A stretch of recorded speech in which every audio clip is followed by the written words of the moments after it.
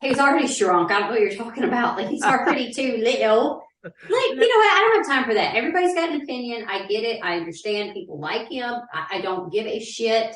I particularly do not. I guess it's his opinions are not like mine. I just don't like his thought process, I guess. I don't know. It's the fact he's just an arsehole.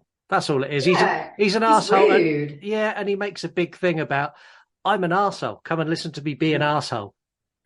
Like, I can be too. I think everybody can be one, but like, it's always in a playful manner. It's always like, I'm joking, but like, yeah, he is legitimately just like, he looks like a wife beater. That look like what he is. Yeah. I ain't got time for that shit. Anyways. You ready to do some true crime? I'm ready. I'm as ready. My notes are all out all over the place, but we're going to get there. We're going to get there. Okay. 5 are not going to satisfy a serial killer, right? There would be no actual number. It would be until you got caught.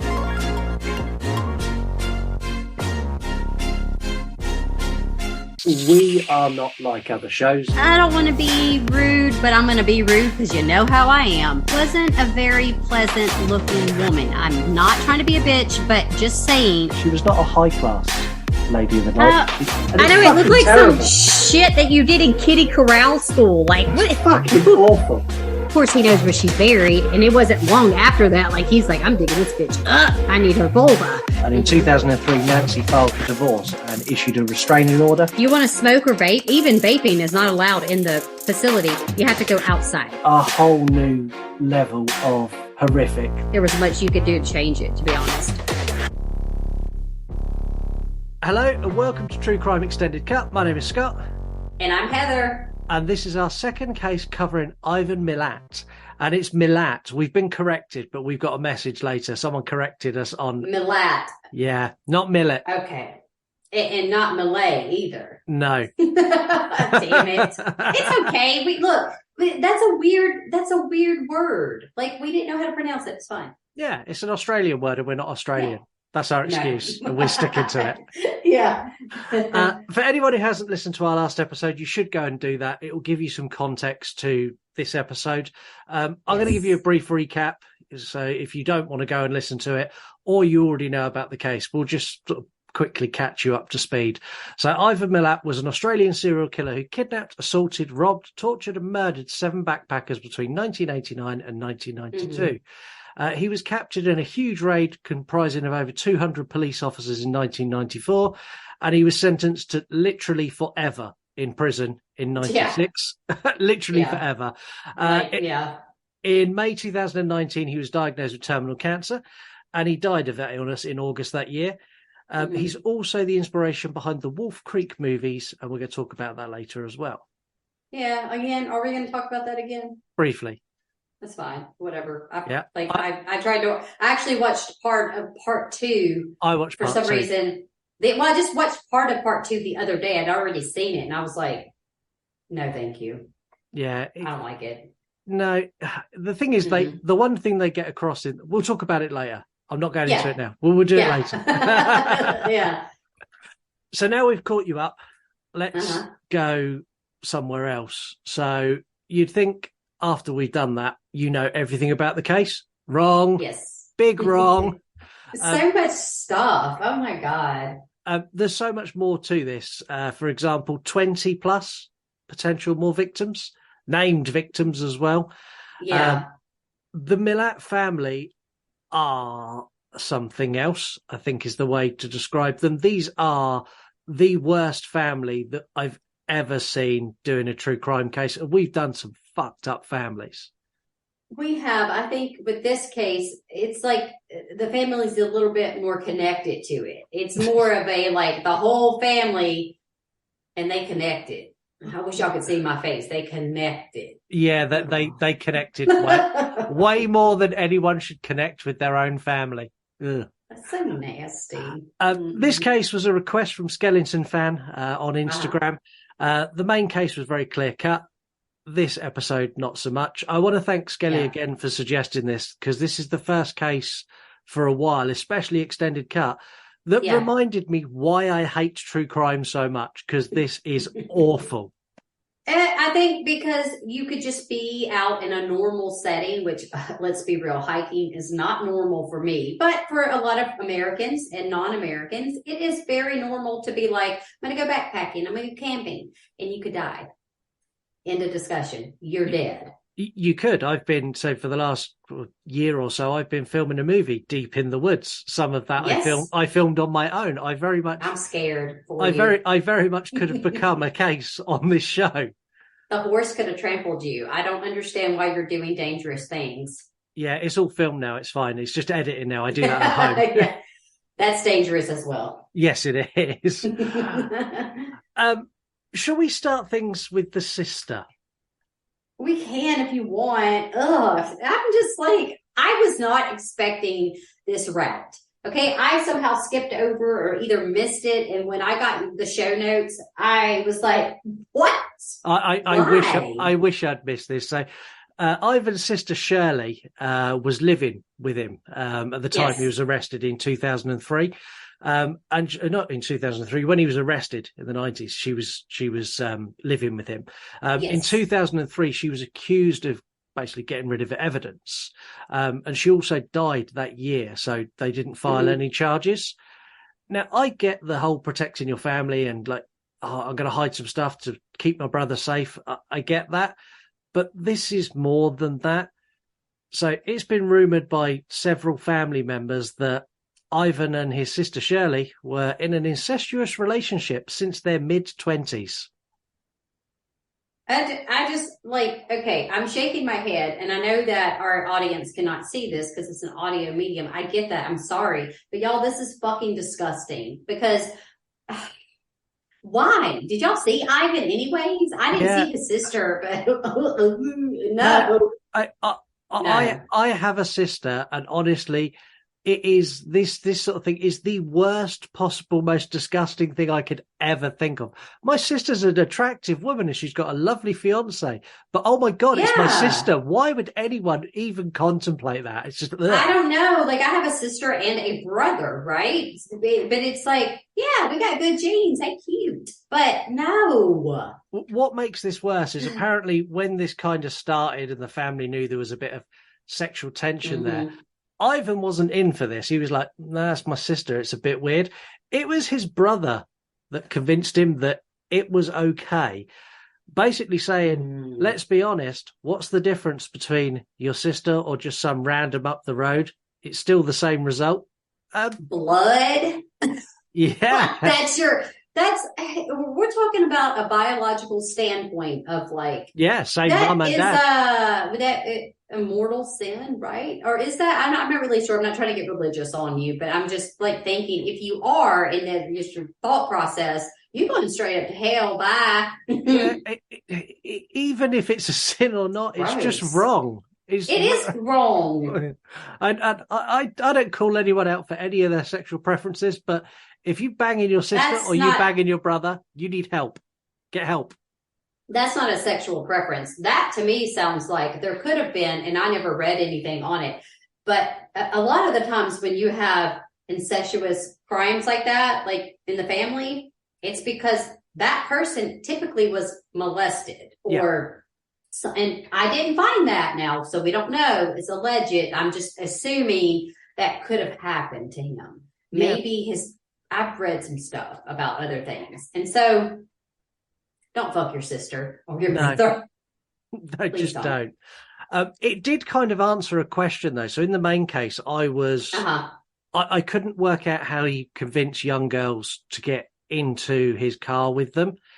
And this now makes sense because if Shirley was an accomplice, a girl is going to be much more likely to get in a car with a guy and a girl, seeing that girl is already safe. It's more trusting. And for a guy, I know this is very, what would we call it? I'm typecasting guys here, but if a guy and a girl turn up and they want to give you a lift and the girl is not with the guy, every single guy who's backpacking goes, I might have a chance with his sister. I'll take a lift. Yeah. Just don't. Yeah. I've already told you guys about, like, don't take rides from strangers. No hitchhiking. It's not the 70s. Like, don't do it. But even in the 70s, you shouldn't have done it. How many people No, died? but they were stupid, so they did. That's the whole reason that we know now what they didn't know in the 70s is, like, it's not peace, love, and happiness and dry humping. It's like, you're going to get murdered. Yeah. For sure. Yeah, Don't you're do going to it. get drugged and murdered. There's no actual evidence tying her to being with Milat when he done the murders. But if they lived together and they had a sexual relationship, and effectively they were a couple, there is no way she didn't at least know, but probably more likely knowing the rest of the family, she was involved. Yeah. Because even if she wasn't involved, there's going to be times when the things that he done, he's going to come home covered in blood. Is she not going to go, oh, you appear to be soaked in blood. Is everything okay? She must have known. Or just the times that he would be gone, and just the frequency at which he would be gone. I feel like, if you're that close to someone, you would notice that they're acting different. Yeah, I'd like to think so. You would be like, what are you doing? What are you out there doing? Murder's not on my mind, but are you? Yeah, and even when you don't live with someone, like us podcasts like you, me, Mark, Elise, we've all got a group chat, and if one of us isn't quite right, someone will go, is everything okay? Because we can see it in the messages that something's going on. You can still read emotion in the text. It's sometimes harder, but I think you can kind of get a grasp on that and say, all right, that's not typical. You don't usually reply like that. What's going on with you? Yeah, I get that. It's like when I caught you and Elise calling Mark Daddy, and instantly went, "Are you two okay?" I said what I said. Okay, It's not my fault. He's on vacation. He is being tropical right now, and that's all I'm gonna say because that's his business. But again, Mark, don't forget, I am not from Texas. He's still coming at me about that shit. Is he bullying me? Mm-hmm. Don't put up with it. you need to screenshot and share the messages. Right, I need to start having like anti-bullying campaign and just his fucking face on the front of it. A hashtag cancel Mark. Yeah. Crazy people in this family did not stop with his sister. Do you want to talk about the brother first, or do you want me to talk about the nephew first? Okay, so the brother, are we talking about Boris? That's the brother that, okay. Yeah, so Boris was, we can talk about him, I guess, just because he was just a fucking drama queen. Like, let's be honest. That's literally, from what I read, that's like what he was. He was just like, I'm going to snitch on my brother. And it's like, y'all are all fucked up. You're all fucking your sister. Get out of here.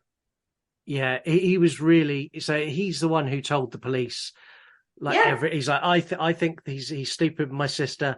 I think he definitely killed these people. He killed loads of other people as well. Yeah. And this got to me, and I done a bit more digging. So there's a reason Boris hated his brother, and it is a hatred. So when Boris was going through his divorce from his wife, he found that Ivan was banging his ex-wife or his wife he was currently divorcing.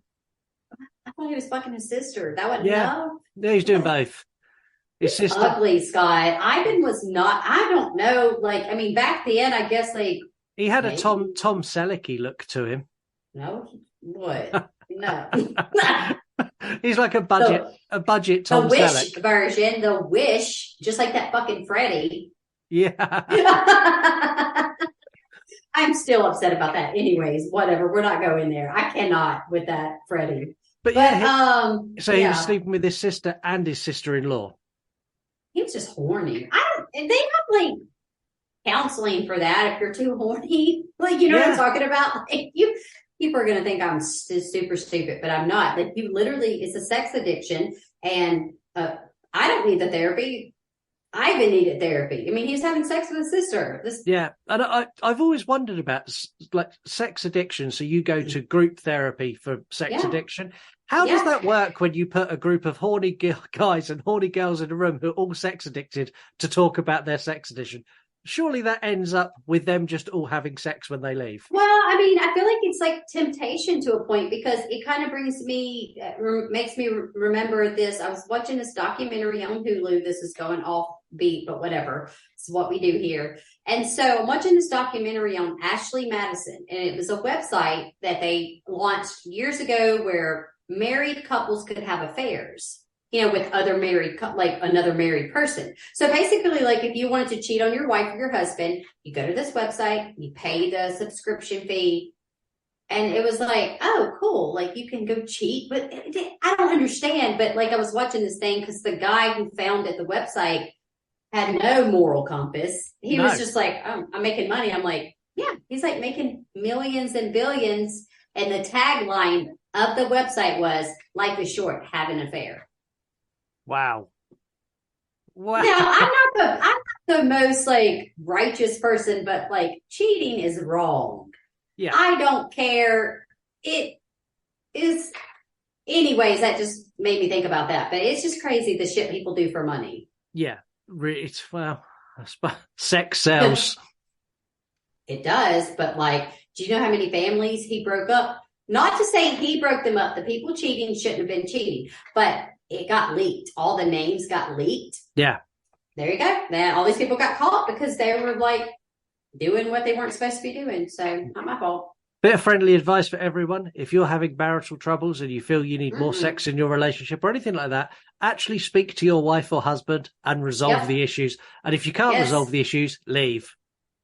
Well, yeah, it's like that. That's what I never understood. I'm like, you caused your whole family to break apart in all this, turmoil, but you could have just, it would still suck to get a divorce, right? But like, it's still going to cause problems. But like, why are you cheating? Yeah. And then you got on a website so you could find someone else that wanted to cheat too, that was married. Yeah, it's just bizarre.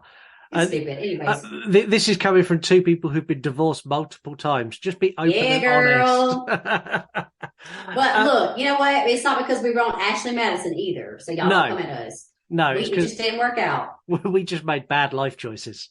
Yes, we did. I'm going to talk about his nephew. So his nephew is Matthew Milat. Milat. I will get it right. Milat. Milat. So at the age of 17, he was sentenced to 43 years in prison.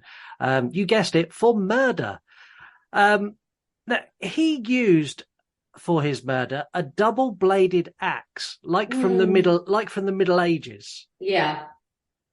Wow. Just wow. Do you want to say what he said when he was caught, or how he responded? I didn't get that, so I might let you take that because I didn't finish my notes, and I'm going to blame my son on that. Okay, that's fine. But I read the article, and I have a good idea, but I don't want to say it wrong. So you go ahead. So this is when he was in court and when he was being questioned on the stand. He said, "You know me. He said, you know my family. You know my last name, Milat. This is what we do." Damn it. Yes, that. And I had that in my head, and I was like, should I go ahead and say that? But I didn't want to screw it up. But yes, he brutally murdered his friend. This was awful. Yeah. This was awful. It was him and a guy named Cohen. Yeah. Cohen somebody, another friend. And literally just murdered him. And it was the victim's birthday. Like the poor kid had just turned 17, got some money from his grandma, and was like, oh, I'm going to go hang out with my friends because they're going to give me some booze and smoke some weed, big teenager shit.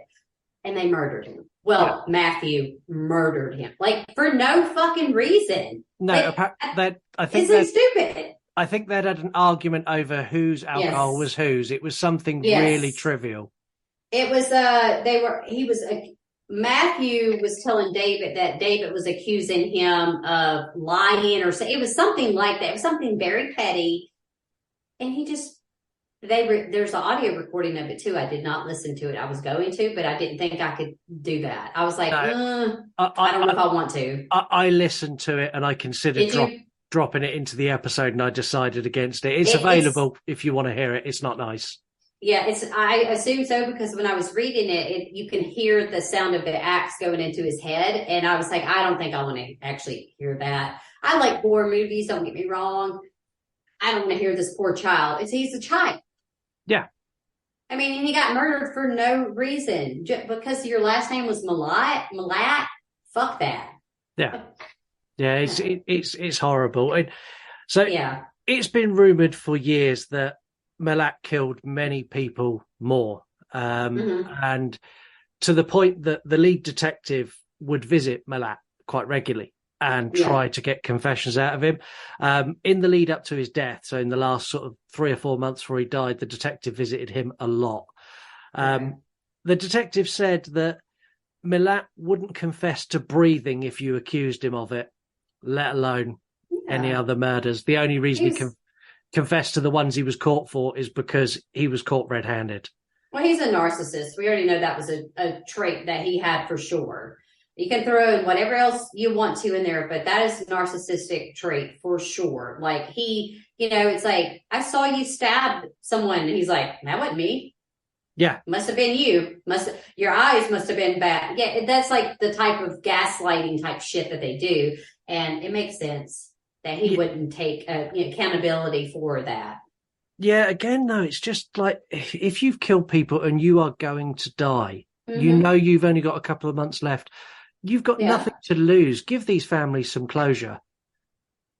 But it's the egotistical side of him. That's the whole point. Like, I understand what you're saying, but because we're both rational, we also, first of all, we would not murder these people. And second of all, you're speaking like someone should be rational and say, I should give them forgiveness or let them have forgiveness or whatever. Yeah. But that's not what's going to happen, or not forgiveness, but let them have closure. Excuse me. He ain't worried about that because he tried to act like he didn't do it. No. He's like, oh, that wasn't me. Yeah, it's horrible. I hate this case. Thanks, Skelly. There are a lot of suspected victims, as I said, and we are going to go through them. We're going to briefly touch on each of them because if we'd done each of them in depth, we'd be here for about 5 hours. I'm telling you.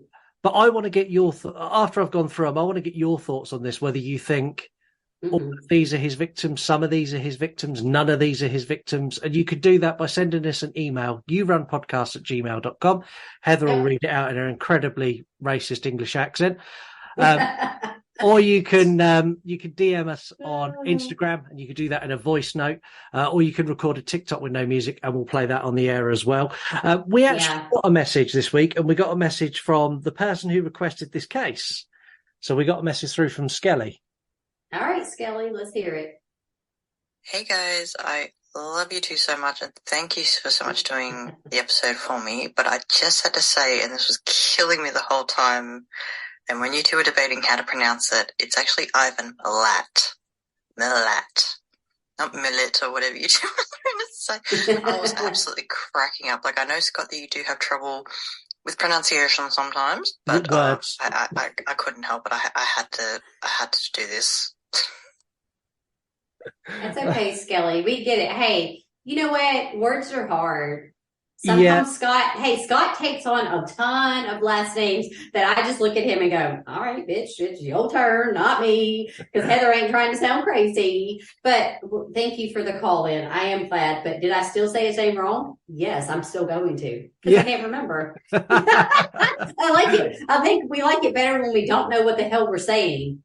Well, we're about to go through 20 plus victims, so I'm pretty sure that I'm going to get quite a few of these wrong. You'll get them right. You'll get them right. Yeah. They're not. Nobody's going to call in on their behalf. I wouldn't think. No. A lot of this, I'm going to be honest. Now, we don't normally do the Wikipedia read to type thing, but Wikipedia bullet points things very nicely. So instead of me researching it and writing it in my own words, some of this is taken from Wikipedia. I'll give credit where it's due, and I will not hide behind the fact if I've ever done that. Yeah, and Wikipedia is, I would say it's pretty reliable, but I know that people can go in there and write whatever they want. So we're just going to put all of this on. This is all allegedly. We don't know for sure. Yeah, these are. So I did research each of these. These are all genuine disappearances, but for sure. But we'll go through them. So in February 1971, expectant mother Karen Rowland and her sister were travelling in separate vehicles to a motel in Canberra. Karen never showed up. Now, the next day, Milat allegedly was boasting to his co-workers that he'd killed someone and buried their body in bushland. First, who boasts to their co-workers that they've done that? Well, because it's not the first serial killer we've had that's like, hey, by the way, I murdered that missing person. Yeah, and people, what were people at his work going? Haha, good one. I don't know what I would say if a coworker was like legitimately saying, "Hey, I murdered someone." I'd be like, "Hey, bitch, I'm about to go snitch on you." Exactly. Bye. In May of 1971, her bones were discovered 15 meters off a footpath. Cause of death could not be established, and basically it was after quite a lot of investigation they worked out that the scene is very similar to a lot of his other crime scenes. Yeah. And he was working as a road worker in this area and driving that road regularly. So they're saying that he was in the area at the time. November 1987, 18-year-old Peter Lecter set off to hitchhike to his parents' house, but never got there. His bones were found by bushwhackers in Woodland in January of 88. His body was found lying face up in a small ditch, covered with leaves and branches. He'd been handcuffed, shot 5 times in the head with a .22 caliber gun, which is the gun that Milat used. Yes. He'd been stabbed repeatedly in the back and posed as if he had been sexually assaulted. Oh, God. According to Milat's wife at the time, he had taken her for a walk in that area a couple of days after the murder, which is just sick. I don't know, like, well, but this is my thing about him. This is my thing about Ivan. I'm not even going to say his last name. I'm just going to call him Ivan. Is that he seems to want to show off his work, right? His handiwork, whatever. Yeah. And that's the thing about it. That's, again, why I say that he's got that narcissistic trait about him, because he is like, I will never get caught. You can't catch me. Even when the police caught him, it was still like, I didn't do any of that. I don't know what you're talking about. So the ego someone has to have to take someone to a murder spot where it's beyond me, because I can't. My morals are much stronger than that. I could never. So no. In 1991, 29-year-old Diane Panacino went to the Lake George Hotel. She told a friend that she was going out to hitchhike, she planned to hitchhike back to where she lived. yes. She was found in November of that year by the Forestry Commission, wrapped in pine branches, laying face down, wearing only her underwear and her trousers. And she had a knife wound to her spine that would have caused paralysis. This is something that Milat done on other victims as well. The way her clothes were arranged, it implied she'd been sexually assaulted, so her jeans had been cut open, and it wasn't a nice scene. December 78, Leanne Goodall, 20, left by her brother at a railway station to get a train. She travelled to Newcastle to meet her parents before departing to Sydney. That was the plan. She was last seen at the Newcastle Star Hotel. She was reported missing in February 1979. She's never been found, but Milat used to frequent that hotel a lot. That was one of the places he would hunt the victims. So they've put 2 and 2 together. That one may be a stretch, I think. Yeah, I think so too. Robin Hickey, 18, went missing 4 months after Goodall disappeared on the 7th of April. She was last seen at a bus stop opposite her home. Police closed the investigation and basically assumed that she'd just gone missing or she was a runaway. It was a witness later that claimed that Milat was at the Belmont Hotel the night that she vanished. Again, this is all just allegations, because this is a lot of people to have to come up with like all the right evidence to accuse him of actually doing that. Yeah, and we're only just scratching the surface. This is where it gets worse for me, because some of these victims get really young. I see that. Amanda Robinson, 14, disappeared in 1979 while coming back from a high school dance. She got off the bus and was seen walking along towards her house. Police started a thorough investigation, but the case actually went unresolved. That's the most sad, is when it's unsolved like that, because they don't even have any closure for the family. They can't find her body or anything. So, find her body, but like they don't know what happened. No. Amanda Zolis, 16, October 1979. She was last seen when a neighbour saw her walk to a bus stop. She's not been seen since. Her disappearance was linked to other disappearances in the area, but again, There's been no evidence to support what happened to her. Just how do people just vanish off the face They of the keep planet? vanishing like that. Oh, but it's happening now. Like it's scary. It still happens. I don't know. There's like you'll see something that's like missing person since like 2003, right? And you're like, and they're still like actively putting the person's face out, and they do like the age progression thing. I don't know. I don't know. Yeah, it's Annette Briffer, last seen in a neighbourhood in northern Sydney. She'd been basically living on the Central Coast, and she was last seen hitchhiking on the Pacific Highway. According to eyewitnesses, she entered an orange Mazda or a similar vehicle, which is similar to the car that Milat drove. Yeah. Susan Eisenhood, 22, vanished from a Maryfield neighbourhood of Newcastle after being dropped off by her brother close to the Stag and Hunter Hotel. Again, she's hitchhiking. Stop hitchhiking. Why are people Because hitchhiking? it was 70, it was like 78, right? Or yeah. Jeez, I don't know. Her skeletal remains were found in 1986 in basically a area of bushland. Long and short of it, the MO matched almost exactly what Milat would do. July 1972, Anita Cunningham, 18, and Robin Hornfield Bartram, 19, both student nurses, left Melbourne with the intention of hitchhiking to Queensland. Bartram's half-naked body was discovered beneath a bridge. She'd been shot in the head with the same .22 caliber gun.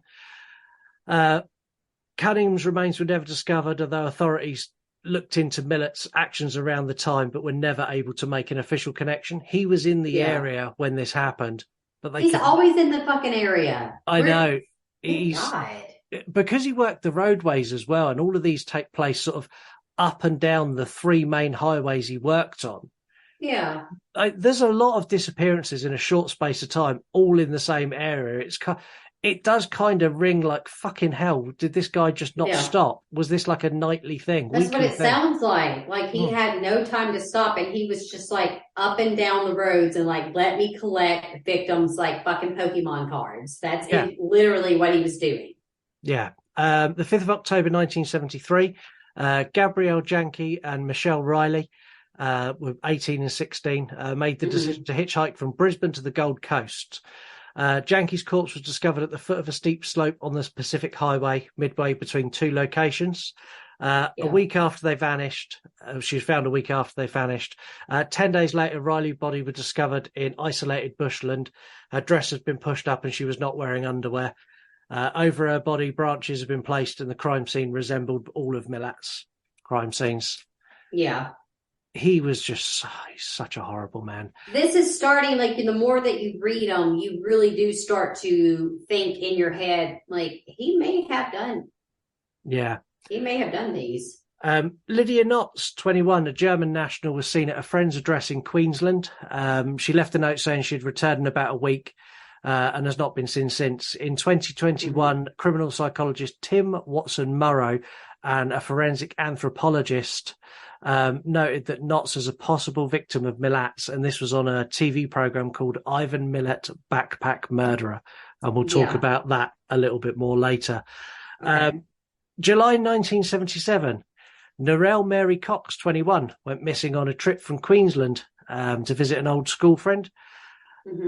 Now, again, it's like they're all going missing in the same area.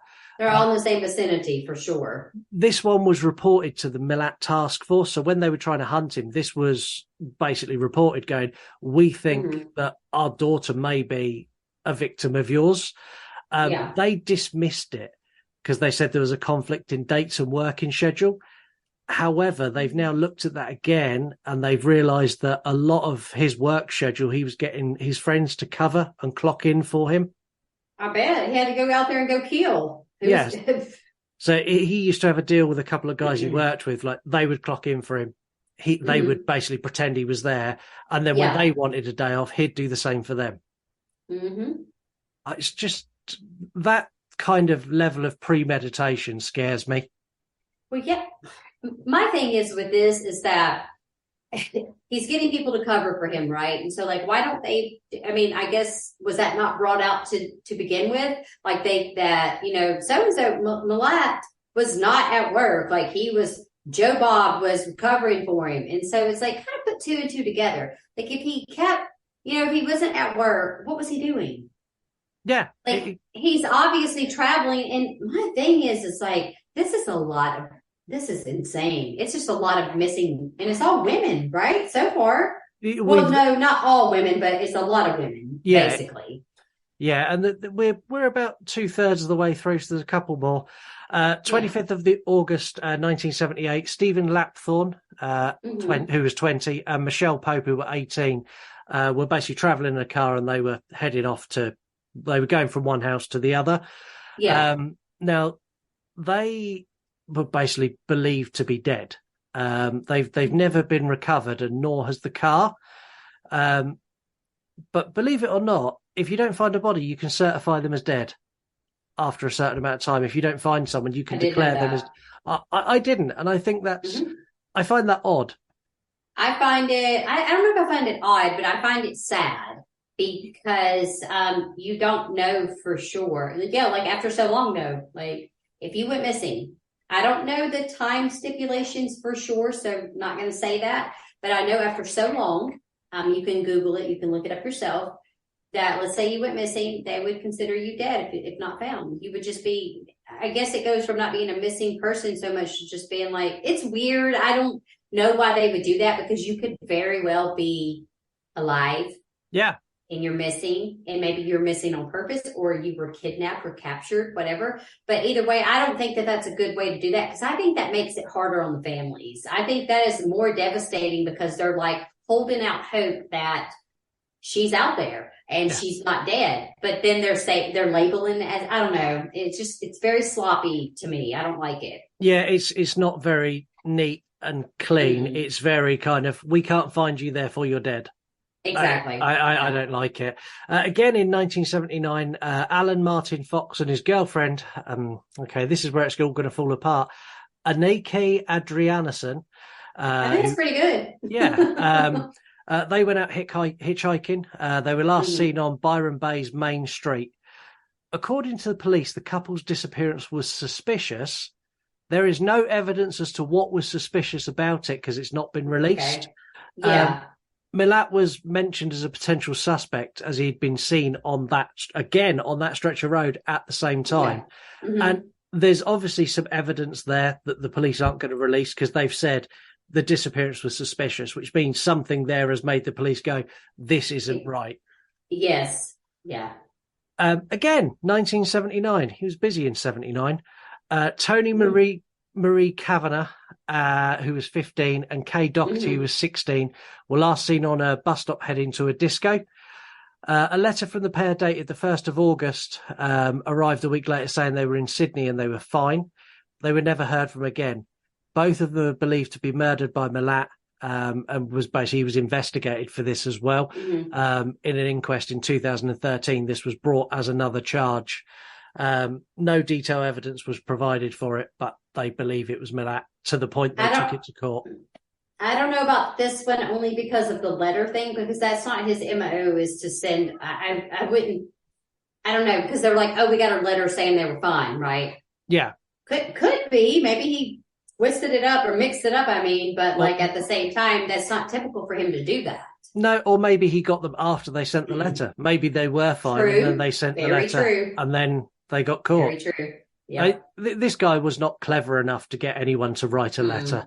Mm-mm. Well, I don't know if it's a thing. Like so far, all of the killers we've done, they're all stupid. Kinda. Well, Ted Bundy was actually pretty smart, and so was Jeffrey Dahmer. To be fair, but yeah. the vast majority of them are not intelligent people. I think what it is that you have to compare like being book smart to being like common sense, right? And making like social decisions and things like that. And so even Ted Bundy was smart, but he was super arrogant and he was going to get caught because he bit the girl's butt cheek. And you don't, it's like they were smart, but only in that specific field. Not like they're not really a smart person overall. No, know? they make stupid decisions. But yeah, Oh, absolutely. there's Yeah. no way Milat got anyone to write a letter ever. He No. wouldn't even cross his mind. No. Kim Cherry Tier, 17, disappeared in East Melbourne in September 1979 with her black and white border collie. And they were attempting to travel to Adelaide. She'd been traveling across the country, and her final letter to her mother, she spoke of basically she was hitchhiking and she needed her birth certificate. She wanted her birth certificate sent to her. And she was saying that she had worries about basically violence towards hitchhikers. People were not being nice to hitchhikers at the time. No. And the police and her mum and dad suspected foul play in her disappearance when she was hitchhiking. It's just a lot of this is just, I don't know, it's just so much with all these missing people, Scott. It's like, how do you not blame a lot? No, we've got 5 more, and it's not getting any better. February 1980, Elaine Johnson, 17, and Kerry Ann Jold, 18, were seen travelling. Basically, they were hitchhiking as well. Yes. They are believed to have encountered violence while hitchhiking again. So this is something that was a trend. People were being violent towards hitchhikers. Milat had been employed in the region and basically again travelled that road the time they disappeared.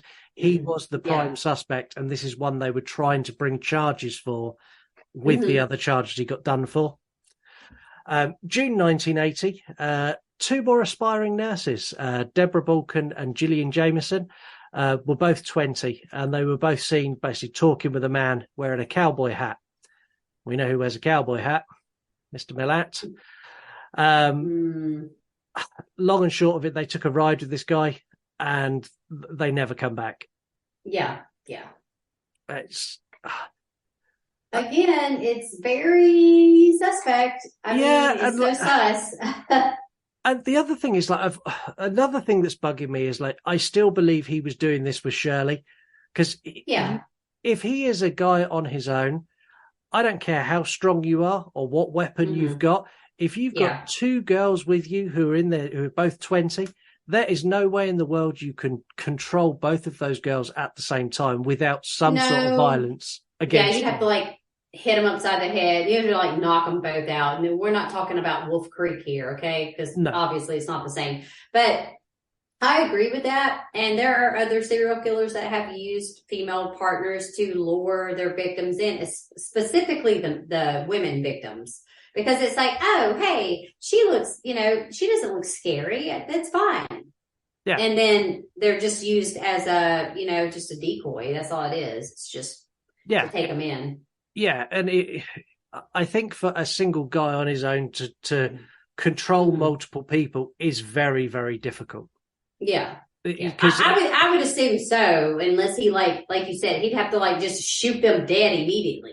Yeah, because I don't think that's what happened. No, I don't think it either. Because if someone tried taking you and me, if they pointed the gun at you, I'm going to attack them, and if they point the gun at me, you're going to attack. I'll attack them. I'm gonna bite them on the butt cheek. On the butt cheek. I'll bite them. So bite them on their ding dong, and they definitely won't get you. That hurts. I've heard. Like, I've heard that if boys get hit in their balls, that hey. You got to do what you got to do, but I know it hurts. Ask my husband. Yeah, it does hurt. I've in my life, I have suffered a couple of blows to the testicle area, and it's not nice. He didn't breathe for like a few seconds one time, and I was like, "What's wrong?" And he's like, I was like, "Oh, this shit hurt, didn't it?" Yes. So this is probably the most British story I will ever tell. When I was about 18, I went to watch a cricket match. And I was asked if I could. I was asked if I could step in and play, and I'd played a little bit of cricket, and I was like, "Yeah, that's fine." And they're like, "Do you want to wear a cup?" And I was like, "No, it's fine. Like, where I'm playing, nothing's going to get near me." The first ball that was hit went high up in the sky. I put my hands up and leant back to catch it, and it slipped straight through my hands and hit me in the testicle area. I was on the floor for about an hour. The cricket balls are hard, right? Yeah. Yeah, it bruised and it swelled. Oh. It wasn't nice. No. Anyway, away from my British story, Joanne Lacey and Leslie David Toshak, both 20, went missing in 1981. They were hitchhiking from Sydney to Byron Bay for a surfing trip.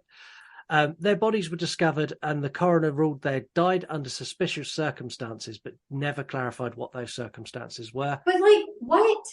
Wait, no. Wait a minute, sir. Suspicious circumstances? Like, you can't tell me how they died? It's suspicious? They know, but they won't release it. Oh. Because I'm assuming it's still part of an ongoing investigation. Excuse me. I'm just saying, wanted to make sure I heard that wrong because I'm stupid. But like, I was like, come on now. Y'all know how they died. But I get what you're saying. Because if it was still under investigation, obviously they can't leak a lot of details out of it. No, and again, if it's something that maybe they're not linked to Milat, maybe it could be someone else. Somebody else. Exactly that. Yeah. 1991, Carmen Verheereden, 22, was last seen hitchhiking close to Liverpool. She left a party and she was basically seen outside the crossroads of out the Crossroads Hotel. Yeah. She's not been seen since. Now, the speculation for this is that Milat abducted her, murdered her. In November 1993, Task Force air detectives who were investigating Milat's crimes looked at the possibility that she was one of the victims, but they were unable to find enough evidence to tie it to him. There was some evidence, but not enough. Yeah. Which means they at least cross paths.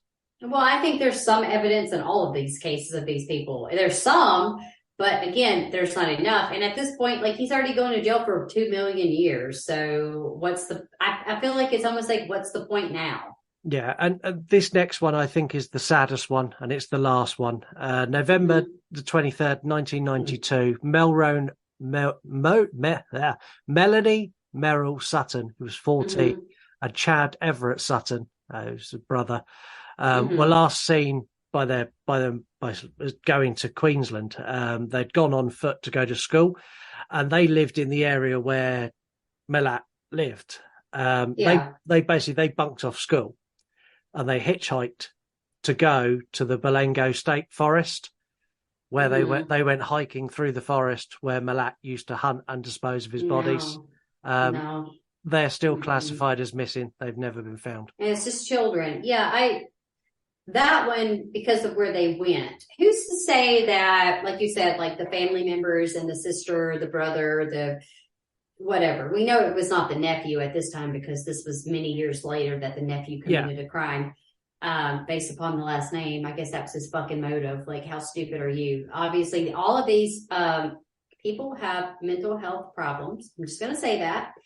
Because you're fucking your sister. And obviously that's the biggest one right there. Yeah. Your brain's not okay. But yeah, that's sad that these kids go missing. And I don't know, as a parent, you're a parent too, so you can understand that if your child went missing, I don't know how I would survive, to be honest with you. I don't know, because I don't want to think about that. But like, to never have closure, to never know what happened to your child or children. Yeah. It's just... I don't even want to think about it because, like, in my mind, I can't rationalize it. No, I can't wrap my head around how anyone would cope with that. And like, if you knew the area they'd gone missing in, you'd be there every single day. I mean, that happened in 1992. If they were my kids, I would still be there every single day looking. Still now. I mean, yeah. Like, I'm the FBI bitch right here because I'm going to try to do everything I can. Because the fact that they could just never recover the bodies, it's not good enough for me. It's not good enough for me. Like, I'd be like, are you fucking kidding me? Yeah. But anyways, I don't want that to ever happen. I can't. No, I can't. And there's no doubt in my mind that Ivan was involved in a good chunk of these, whether all of them or not, I don't know. I think it'd probably be unfair to say that all of these are his victims. Yeah, I think there's a good chunk in here that are, in my opinion, definitely. But there's some in here that could be runaways. They could be accidents while hiking. They could be car coincidental. They could be absolutely anything. And I think it's tragic for these families who've not found them that it happened in the area that he operated, because this could be some of these could be like a couple who've gone hiking and they fell off something high and they died. It could be something not sinister, and this poor family are now thinking it is something. So it's not nice, but he's definitely involved in some of these, 100% in my mind. I would say so, definitely. Again, like you said, I don't think all of them, because I think some of these are just very tragic, sad coincidences, and it is what it is. It's a time frame. People going out and being loosey goosey and hitchhiking, and we don't know that one of them didn't fall down a cliff. I mean, like, there's so many other things, but I do agree with you. It's Australia. Bitten by a spider, bitten by a snake, eaten by one of the other fucking hundreds of animals that want to kill you in Australia. Love you, Skelly, but girl, no. I know your ass trying to stay inside, because you can't go outside for 2 seconds. You'll get killed by something. And not by Ivan, because he's dead, but like, I'm going to have to ask her about that, because I'm like, Australia is so pretty. I know certain parts of it are probably not, but like, they got spiders, Scott, that are like this big. They're like massive. Did you open the video I sent you in the group chat where you had a tarantula and then you had the big tarantula on the dinner plate next to it? Yeah, I think Mark doo-dooed his pants on that one. Yeah, that's opened it. That's an Australian spider. No, thank you. Yeah, see, I'm like a little tiny bug. Like, I'm the type that's like, I ain't trying to kill animals and shit, but like, I'm gonna smash that spider. I ran over a snake one time that was in my yard. I ran over it about 26 times. Scott, it wasn't even nothing left of him. I had to make sure he was dead. The thing is, though, like, spiders in this country, they're not big. If I see a spider, I'm not bothered by them. But if I wanted to kill it, I could tread on it. There's spiders in Australia that I could jump on it with 2 feet and it would like push me off. And that I'm not down for that at all. You know what? I'm not. This is my thing. Like, I ain't trying to come at anybody that has a spider phobia. You know who I'm talking about. Anyways, but like, I'm not really like scared of them. It's just like looking at them makes me want to throw up. Does that make sense? Like, I'm not actually really scared of them. It's just like when you talk about squishing one that's bigger, it literally makes my hair stand up, because it's like, oh, they're so ugly. I don't know. Yeah. No. Some of the spiders in Australia, you could stamp on them and they'd look at you and go, "Is that all you got? Do you want to try again?" Bitch. Yeah. Fuck you, bitch. I think that's how they would talk, but more Australian, because I can't do the accent. We know I can't do accents. Let's move on. Okay. If you want to know more about Mr. Ivan and his terrible deeds, there's lots of places you can go, but not as many as I expected. I expected there to be hundreds of options, like there is with like Dharma or Bundy or Gina. I was expecting a laundry list, but there's not. There's a documentary that I mentioned in the run through of his potential victims called Ivan Milat, Backpack Murderer. Yeah. It looks at his crimes, but also looks a lot at the potential crimes. But it does a lot of diving into the family, and they talk to a lot of the family members. It's a really good documentary. It's not a nice watch. It's a horrible watch. When I didn't watch it. They talk to some of the families of the victims, and it's the question. The documentary makers take it a bit far for me, so they're asking, like, one of the families, they ask, like, "What do you think the last moments of your daughter would have been?" I'm like, oh, you can't ask shit like that. I mean, you don't know that. And first of all, like, fuck them for saying. Yeah, see, I don't like those. What would you call them? They're like very personal. Like, I don't know. I know it's a documentary. Like, duh, it's supposed to be, but no, I couldn't even I couldn't even be interviewed at that time. I would be too upset. No, it's a good documentary, and if you're thick-skinned, you can watch it. I can watch it. I just don't want to be honest with you. There are the Wolf Creek movies. If you like true crime diluted into a fictional account, because they are wildly exaggerated. They're really boring. I'm just going to say that the first one, it's a lot of just riding in the car with this dude. He's like, I'm good. And you're like, why is one of them British? The other one is, I guess 2 of them are Australian, one's British. I don't fucking know. I don't know. But I'm like, this is so boring. Like they're sitting in the car and then they finally get to backpack guy's place, whatever. And then it's just like, it's boring, y'all. But that's not a knife. This is a knife. Like, there you go. Whatever. He is basically the serial killer version of Crocodile Dundee. I mean, exactly. Like, that's exactly what I was thinking. And I was like, why does they sound so familiar? Oh, I know why. Crocodile Dundee, bitch. Yeah. I know why. But anyways, I don't recommend the movies. But that's just my opinion. I just don't recommend them. I didn't like them. No, I wasn't a big fan. I found them quite uncomfortable to watch at points. I am gonna say though, Crocodile Dundee and Paul Hogan is a national treasure, and Australia needed to protect him. Yes, like I have a problem with him, but like the movies were just okay. Like the first one, like towards the end of it, right? The two girls, and I'm gonna spoil stuff because I don't care.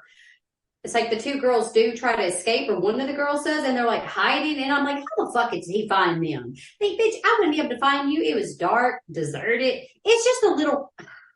Yeah. Y'all watch it if you want, but the ending of who survives of all, it's just stupid because that's not even what happened. No. So, bye. There is, of course, the Great Barrier Reef of YouTube videos out there. There are hundreds. Oh, yeah. I've watched many.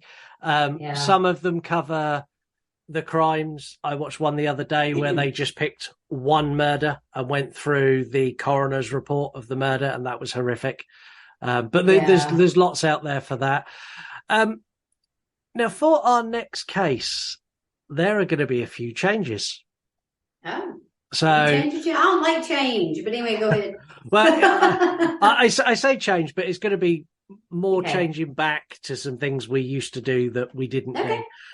So you need to go and follow us at You Run Podcast on Instagram. There's going to be more true crime content, a lot more. Yes. Because I'm really bad at posting horror movie shit and not doing what I should be doing and giving all of the shows an equal shout. Well, that's hard. You got 5 million of them. What are you supposed to do? We're also going to give you more options on how to get involved in the case. So we're going to start asking you for your input again, which we've not done for a while, mainly because Heather took a baby sabbatical and I couldn't cope with all of your input as well as my own. It's too much. He needed me, y'all. That was his way of saying that. He was like, I miss Heather. Come back. Now, there's something that I want to start, which is it's a section called "What Would You Do?" Okay. And I'm going to start that. I'm going to ask a question on this episode, and then when this episode comes out, I'm going to put it on my Instagram story for you to answer. And the question is this: what would you do if you found yourself locked in the car with Ivan Milat, knowing where you were going to end up going? Are you asking me? Like, I got to answer this? No. I'm asking the listeners. I'm going to give them an option to answer. Please do. Don't ask me because we'll be here for days. But anyways, you guys, answer the question. Yeah. We're going to be back with our next episode.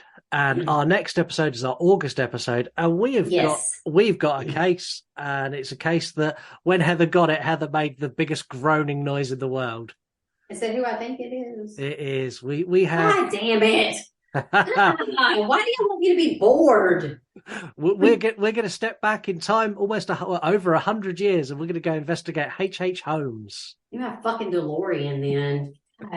Look, I get it. This is the only part of the thing that I want y'all to stop doing is to stop it. Stop boring me. Thrill me, like Tom Atkins. Thrill me. That's what I need to have done. Like H.H. Holmes, look, when you read about it, Scott, I don't know if you know much about it anyways. Probably not, because you're sort of like the virgin to true crime in a way. Yeah. It's Jesus, you're going to be reading for a day. You better start that shit now. See, my understanding is H.H. Holmes is the American version, the American budget version of Jack the Ripper.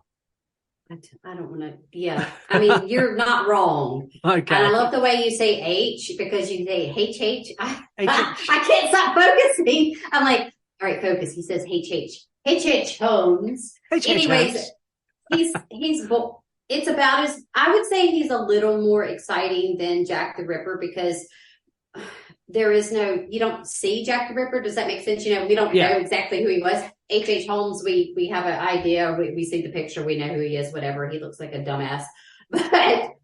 But yeah, that's our next case. And you're going to get a chance to get involved in that. So if you've got loads of amazing H.H. Holmes facts, or you've got loads of things that you want to say about H.H. Holmes, bombard us with them, and we'll get, especially send emails, and we'll get Heather to read H.H. Holmes facts in an English accent. I'm going to say H.H. just like that. I can practice. I said I was going to practice last time, and I didn't because, well, I have a baby. That's obsessed with me.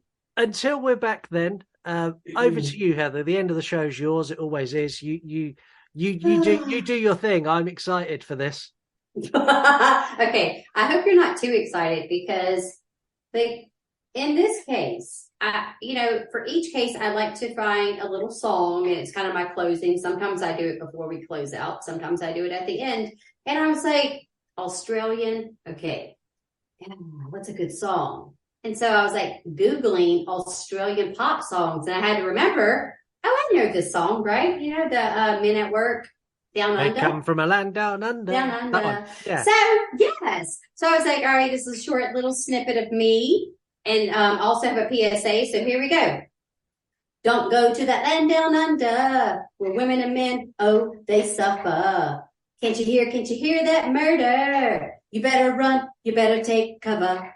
That's y'all better. Men at work. Heather's at work. I did my song. But for real, guys, my PSA is, again, as always, in any kind of case that involves hiking or camping, do not fucking do it. Eat your granola bar at your fucking house. You can turn on, look at some mountains, Google fucking trees and fish. Save yourself, okay? That's my PSA. But I really hope that you guys enjoyed our extended cut episode, and we can't wait to see you next time. So for now, stay safe and stay spooky. Bye. See you later, guys. 5 are not going to satisfy a serial killer, right? There would be no actual number. It would be until you got caught.